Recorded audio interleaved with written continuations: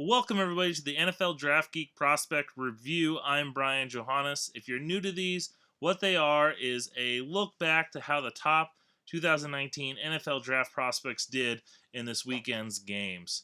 Let's not waste any time. Let's get started. The first game that we're going to highlight is the Ohio State Purdue game.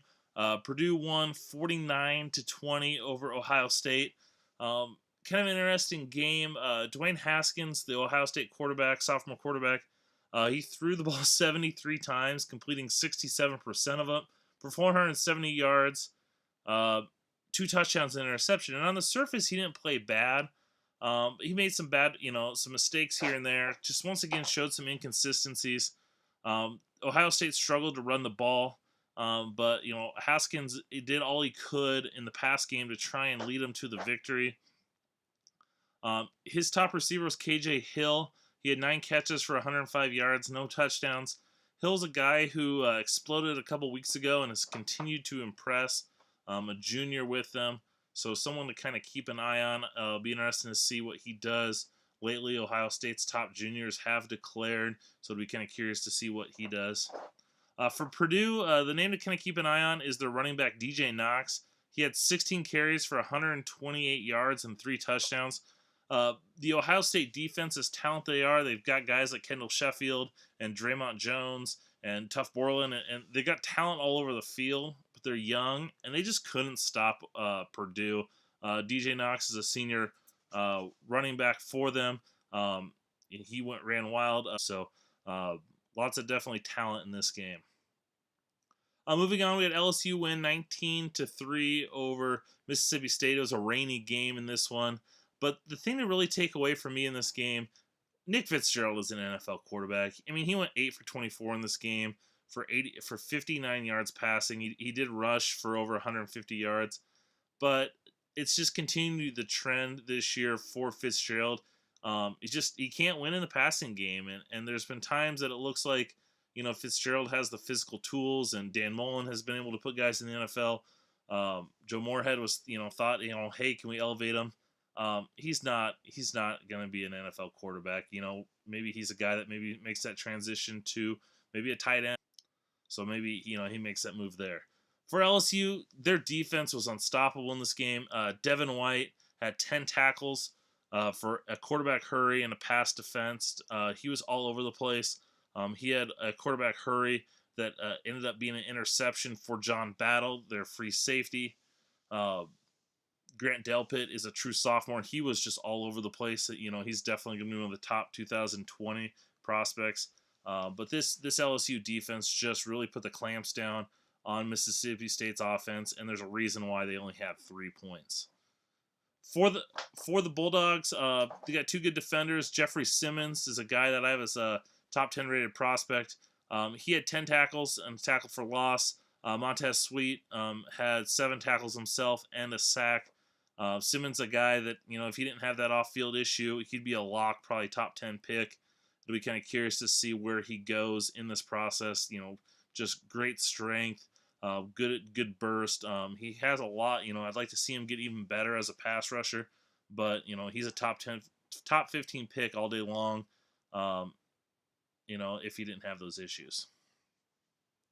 All right, another big game saw Michigan beat Michigan State 21-7. This game was kind of known for its pre-game shenanigans.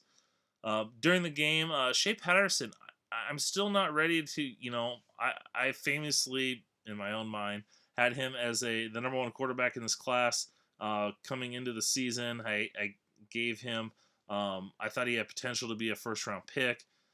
He's just really not shown that this year, but he's gotten better as the season's gone on. He completed 14 of 25 passes for 212 yards and 2 touchdowns, and just makes plays. And he does a lot with his legs. And once Michigan's kind of opened it up and kind of utilized him more spread looks, he's had more success. So I'm really kind of curious to see how he does as we continue to go throughout the season. And he's only a junior, so there's a good chance that he comes back for his senior year, and maybe that's when he takes that next jump. But at this point, I think if he were to declare, he'd be a late third day pick, and he's best suited probably to come back for his senior year. Uh, the true best NFL draft prospect and probably player on Michigan's offense is Karan Higdon. He had 32 carries for 144 yards. Here's a guy that he doesn't blow you away, but he's such a patient runner, smooth runner. He's got really good vision, and that's really helped him out, see those holes, and then he's got enough speed and burst to explode through them. He's a guy that I could see being drafted early day 3, maybe that 4th or 5th round, and you don't really think much of it. And next thing you know, he's going on to, you know, win a starting job earlier than you expect. You know, we saw like Jordan Howard came out of UAB and Indiana, and not a lot was expected out of him, and then he was the Bears starting running back and leading rusher his rookie year. So Higdon's definitely got to kind of keep an eye on. I mentioned earlier about Nick Fitzgerald. Brian Lewarke, the Michigan State quarterback, had a rough outing. He only completed 5 of 25 passes. You know, here's a guy that I watched this summer, and I liked him. I gave him kind of around that 3rd round grade, but I thought he showed good anticipation. He had some good touch. He's really struggled at times this year. Now, once again, another junior, probably going to be a guy that you come back for a senior year, and maybe continues to improve. And maybe we're just a little too early on him, and he's a guy that just needs more time. Continuing with Michigan State's struggles, L.J. Scott had only 10 carries for 25 yards. That Michigan State defense really put the clamps on them. Devin Bush, for all his pregame antics, backed it up on the field. Kalika Hudson, Chase Winovich, Brian Monet, Lavert Hill, they all balled out in this game. No Rashawn Gary, so you can only imagine what would have happened if they would have had Gary. Watch out for this Michigan team, because if the offense continues to improve, continues to play like this, they're a team that's really going to push for the college football playoff. All right, a couple more games. We had the Oregon versus Washington State. Washington State won 34-20. The prospect to really watch here was Justin Herbert. He only completed 57% of his passes for 270 yards and a touchdown. His statistics didn't look the best, and he struggled at times, but he continued to show next level talent. Once his velocity, his ball placement, he just doesn't have a whole lot of weapons, and they got down early. I'm not too worried about him. I kind of said going into the Washington game, if he would have had a big game there, it would have solidified himself as the number 1 overall pick. He played good, not great. Once again here, he played good. He just didn't have enough to kind of lead them over that hump.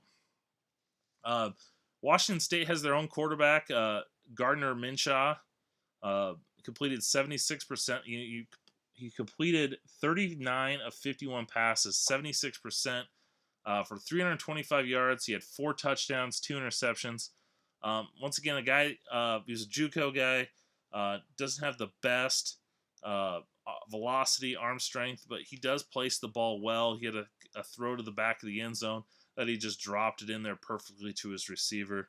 Being a JUCO guy, first year in college, Division I college football, probably going to go back next year, but who knows if he continues to play well. Washington State pushes for that Pac-12 title. Maybe he strikes while the iron is hot. Kentucky took care of Vanderbilt, 14-7, low-scoring game. A couple Wildcats that continue to impress this year. Benny Snell, their running back, had 32 carries for 169 yards and a touchdown. The bowling ball that is Benny Snell continues just to churn out tough yardage. Continues to show that he can be a dependable running back in the SEC, a tough conference. Once again, he's probably a day 3 pick, but he's making his claim to being one of the better running backs in this class. Josh Allen, the outside linebacker for the Wildcats, continues to impress. He had 8 tackles and 2 sacks in this game. One of those sacks was a strip sack. Tall, lengthy, doesn't have a whole lot of bend. He can be stiff at times, but he's been after that quarterback quite a bit this year. So he's definitely a guy to kind of keep an eye on.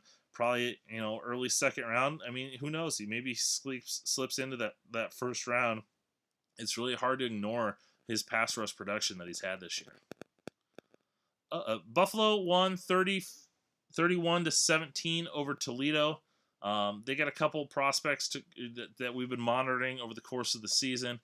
Tyree Jackson, their quarterback, 6'7" quarterback, completed only 52% of his passes. He had 326 yards, 2 touchdowns, and 3 interceptions. Once again, kind of the theme of this quarterback class. He's a junior. He's got that raw ability. He needs to continue to develop more touch in that, and some of that could lead to his interceptions. He's got a stud receiver with him, Anthony Johnson. He had 83 yards and 2 touchdowns. Another guy that, has just got a good catching radius, tends to always kind of come up and make big time catches for them. I have him as kind of that fringe first round pick, so somebody to kind of keep an eye on. On defense, Buffalo has Khalil Hodge.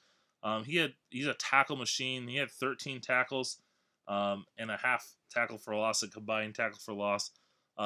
Just kind of underrated guy that could just fly around the field and a sound tackler. A couple more games. We had Auburn take win 31-16 over Ole Miss. Jarrett Stidham, once again, it kind of seems like the theme of today. Another quarterback they thought, maybe if he continues to develop, could be a first-round pick. He only completed 13 of 22 passes for 215 yards and a touchdown. He's really regressed this year.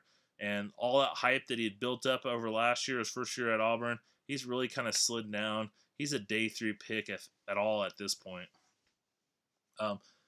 For Ole Miss, they had that great receiving group. You had A.J. Brown, you had D.K. Metcalf, DeMarcus Lodge, and the tight end Dawson Knox. D.K. Metcalf got hurt, a neck issue, so he's done for the season. Hope that he's able to recover, kind of like Mike Williams did for Clemson, and come back next year. He's only a redshirt sophomore, so he still has 2 years of eligibility.